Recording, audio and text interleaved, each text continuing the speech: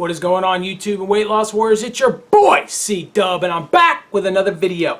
Today's an exciting video because I'm going to tell you the details of how I lost 125 pounds intermittent fasting. I'm not holding anything back, and I'm going to do it right after this.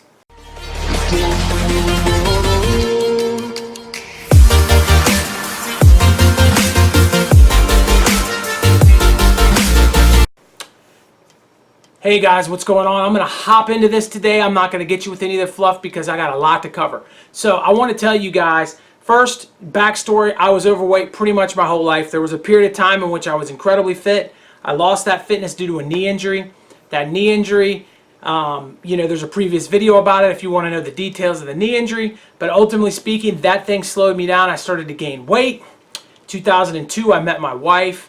And I gained even more weight. I was big when I met her, but I put on more weight because we were going out more and we were doing things. We got married in 2006. You can see my wedding photos. Maybe I'll pull one up over here so you can see how big I was during our wedding. But I was a very large man. At that time, I was running a cage fighting company, mixed martial arts. It was called Cage Fest. If any of you guys out there ever heard of Cage Fest or saw it or went to a Cage Fest, I appreciate your support in that endeavor. It was amazing. We had some wonderful fights, but in 2008, the economy crashed and people stopped coming. They didn't want to spend 25 to 150 bucks a night to watch people fight anymore, and that became a little bit of an issue. So my wife and I talked about what to do with the business, and we decided the best thing for me was to put all that aside and to stay at home with the kid. We both felt like somebody needed to be home, and she had a good job at the time. So we had our child in February of the 2009 year, and that changed everything as far as my life, obviously. And most importantly, I wanted to give you a day in that life so that you understand how obese I was and how broken I was. So when my son would get me up in the morning, I would feed him, change his diaper, do all that good stuff, and then I would put him in his car seat and I would go to McDonald's or Hardee's. McDonald's or Hardee's, and I would get breakfast. I would either get like a sausage and egg McMuffin kind of thing, or in a hash brown, or I would head over and get like a chicken, the big old Hardee's chicken sandwiches. That was my favorite. I would eat that up. I would bring him home. We would hang out. I normally wouldn't go to lunch right at noon. I would wait till my wife came home from work. She was a school teacher. She'd get home about 2. And so on my way to wrestling practice, there was a McDonald's and a Wendy's, and I would stop every single day, and I would get one or the other. I got a double quarter pounder with cheese most of the time, a large French fry, and a big old drink. And then if I went to Wendy's, it was a double with cheese, a French fry, and probably a Frosty. So I'm packing on the calories in, during the day, and then I would come home at night. My wife and I both cooked. We generally split it up. Probably 4 times I'd cook. She'd cook 3 at that moment in our lives. That's changed a lot lately, but at that moment, so I would come home, I would start cooking, and I would cook pasta, I would cook Mexican, those kind of things. I tried to keep my meals simple, and but at least one time during my 4 days, sometimes twice, I would talk her into going out to get something to eat at either a restaurant or a fast food place, and probably 1 time a week she would too. So let's just say on average we're hitting 3 times out a week, as well as all of the fast food that I was eating during the regular day. And that kind of carried on through my through his whole first year of existence. I got really sick eating some McDonald's, cut that out, and I stopped eating all fast food at that point in my life. Let's skip forward and say it didn't really help on the weight, that I still was an obese person. And this last year, 2018, so my son's about 9 at that time, so that period of time you can imagine, 8 years of just doing whatever. I knew I wanted to lose weight in the wrestling season, so we're talking like the February time frame, but I didn't really know how or what to do. And I figured once the state tournament happened, I could start. And I don't know about you guys, but I've always been one of those guys that said, I'll start on Monday. I'll start on Monday. It was never I'll start now, and then Monday would come and I'd forget, and then it'd be Tuesday and I'd say, well, next Monday I'm definitely going to get going. And the Mondays and Tuesdays just keep going by and you never get on track. And I was going through that same thing. I didn't have any kids in ACES. It was in March, and I pushed play on Joe Rogan's podcast, and Dr. Rhonda Patrick like an angel came down, into the camera with the light glaring on her. I'm exaggerating, but she saved my life, mentioning the word time restricted eating and started talking about what fasting could do for you health-wise. And Joe Rogan started talking about how he had used it and a lot of these MMA fighters had used it. And you guys remember I was an MMA fight promoter at one point in my life. So all of that stuff started to make some sense. So I Googled it, immediately getting off of there. And I probably spent 2 weeks watching documentaries on fasting, listening to Dr. Fung, listening to Dr. Berg, listening to just regular people that were fasting. I was trying to get a grasp because one person would say one thing and another person would say something a little different, but I knew there was something to it. So I felt like the best thing for me to do was to hop on the 16 and 8. So I decided to start that, and I didn't really weigh myself for the first 2 weeks, and then we were getting ready to go to Las Vegas, the beginning of April. And so I got on the scale at my doctor's office, and I was, I want to say at that point I was 290. The heaviest I had ever seen was 310.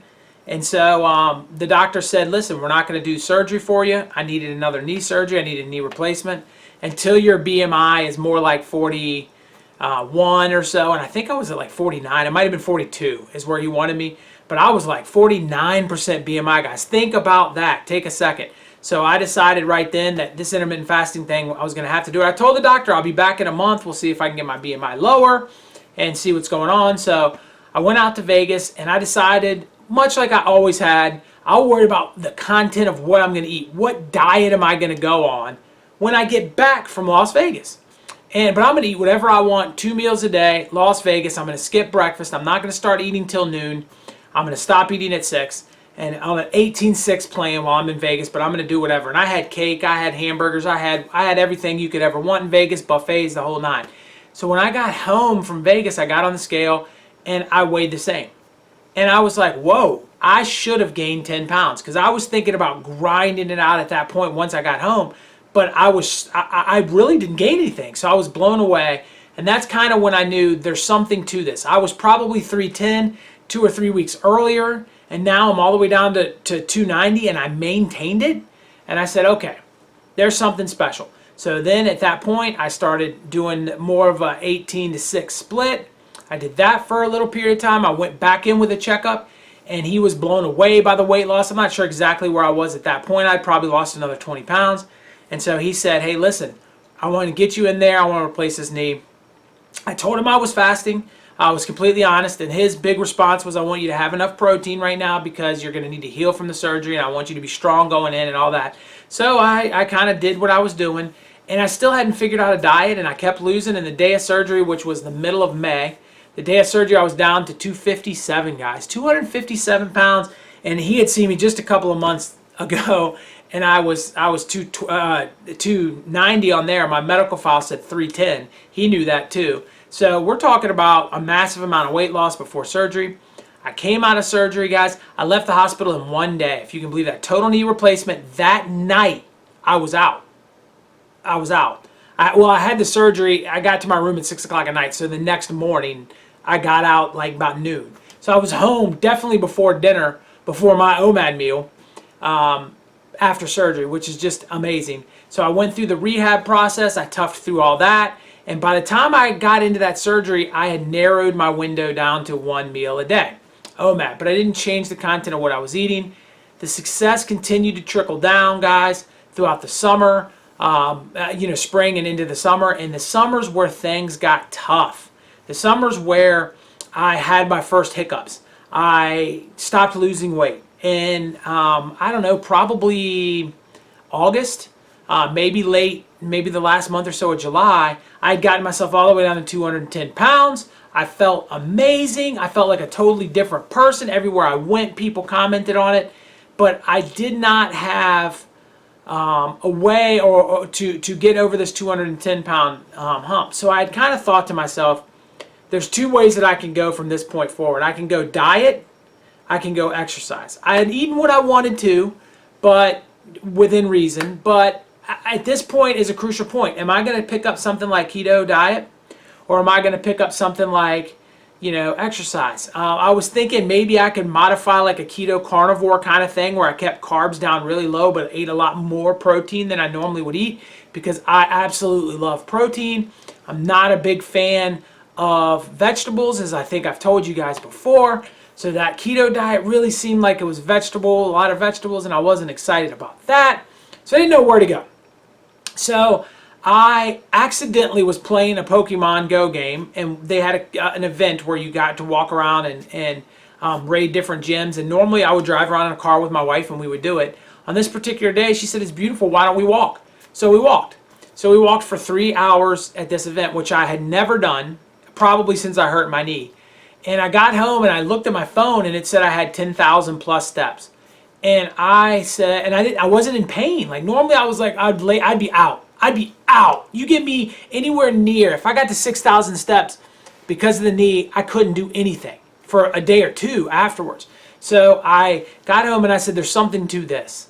I'm okay. And so the next day I said, you know what? I'm going to make 10,000 again. Well, guys, I have not missed 10,000 steps since. So if you think about that, that was a Halloweenish time frame. So I didn't lose hardly any weight at all from like the end of July to Halloween, guys. I was stuck at like 210, and I might have had days when I was 208 and days when I was 212, but I was in that range and I couldn't break through. I started walking and boom, my weight starts going down again. Guys, then I just walked and walked and walked. I got busy with wrestling season. I got going and my weight just kept coming down and down and down and down and down and down and down and down and down to 190 pounds. And it hit there and it stayed again. So I lost that next group of 20. I could not get off of 190 pounds. So by then I'd already started the channel. I'd already started talking to you guys.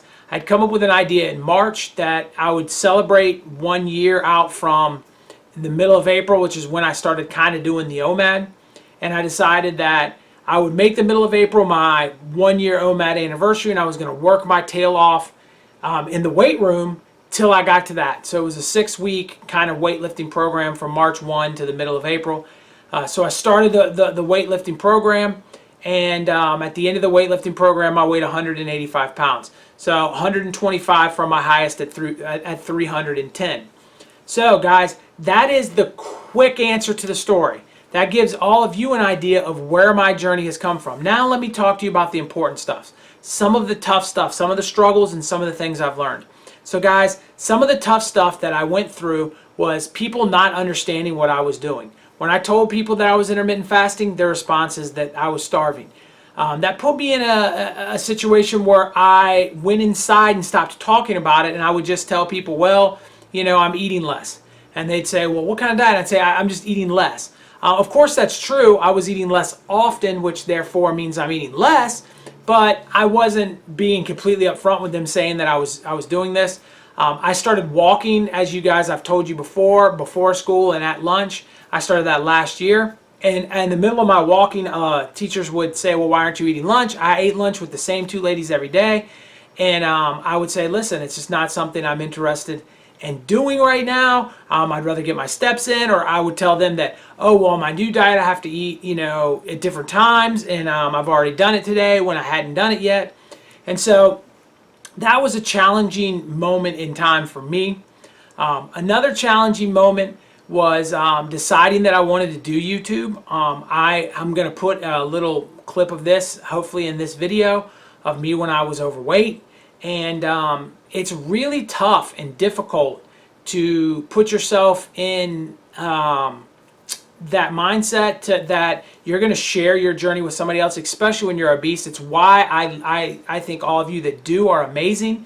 I did not feel comfortable quite there, but I did record one video, and after that, after a while, I started to have success, and I felt like I needed to help people, so I decided to hop onto this format.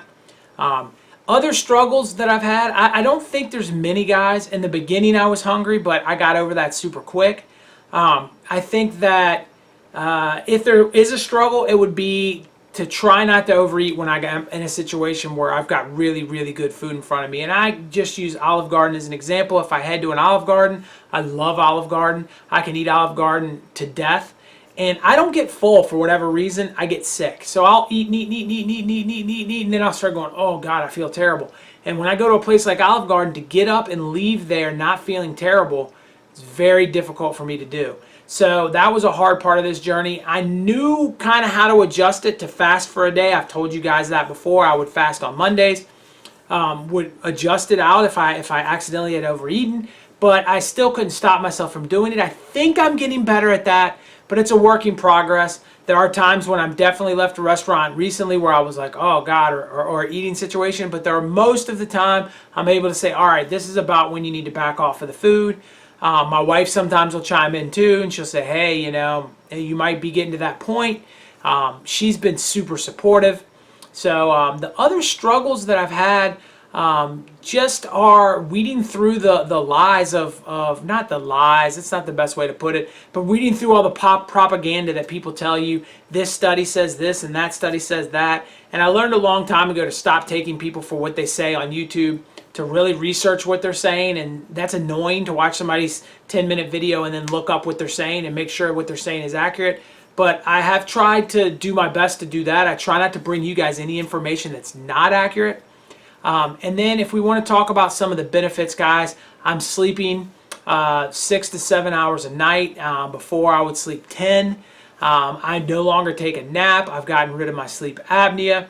I used to have a problem with skin tags. I had all of the skin tags actually removed right before I started fasting, but I have not grown a skin tag back, and that's never happened to me before.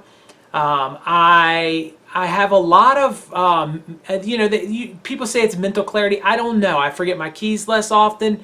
I certainly feel like sometimes I'm a little bit more on point.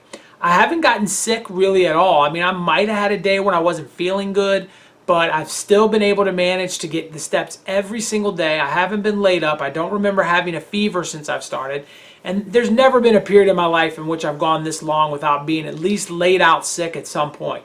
So I think there's a laundry list of things that I can't even think of at this moment that I've had that are benefits towards this journey. So, I highly recommend that you find something that works for you. I highly recommend that. I'm not saying my way is the only way, but intermittent fasting has saved my life.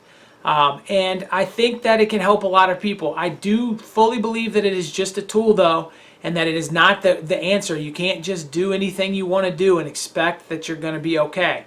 You can use it, you can make it fit what your life is, and you can be better because of it. I truly believe that. I hope that my journey inspires you. I'm going to have this video. I'm going to throw all kinds of before and afters up throughout the course of it.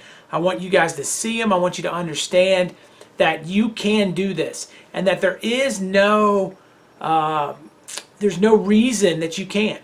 If I can do it with 2 total knee replacements, a total knee cap replacement, what was thought to be needed of a hip surgery, with major back problems, with a handicap sticker at 40 years old, and I couldn't even walk 4,000 or 5,000 steps in a day without wanting to die. I iced my knee every single day for the last 18 years, and I have not put ice on my knee since about 3 weeks after surgery. I have not iced my knee one time. I no longer take Percocet. I needed Percocet multiple times a week before to get through the pain from my knee. Guys, absolutely, positively was in a place of total death. I was staring at the Grim Reaper. I might have even shook his hand, and he was leading me to the path. All right? And I stopped, turned around, and walked away from him. If I can do that, you can do that. So I hope you hung out to the end. I hope this story inspires you. I want to say, if it did inspire you, if you learned something, if you got some hope and you haven't done it already, hit up my face. It'll be right here. And hit that subscribe button, guys. That face right there, subscribe on it. These videos that are popping up, make sure you click on them and support me, guys. I appreciate everything and every one of you. This journey has been amazing. I will talk to you on the next one. Peace.